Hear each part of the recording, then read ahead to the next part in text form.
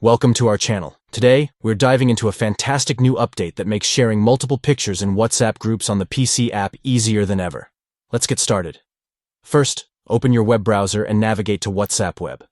If you haven't already, just scan the QR code with your phone to log in. Once you're all set up, you'll see your chats displayed right in front of you.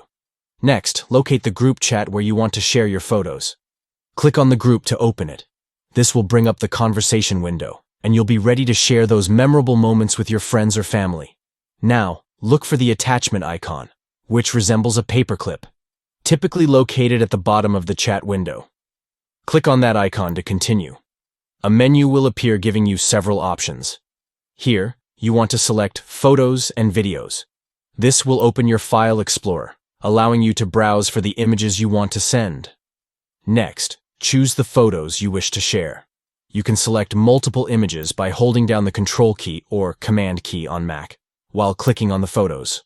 Once you have your selection, click on the Open button to proceed. Finally, it's time to send your pictures. Just hit the Send button, and your images will be shared with everyone in the group instantly. And there you have it. You've successfully sent multiple pictures in a WhatsApp group using the PC app.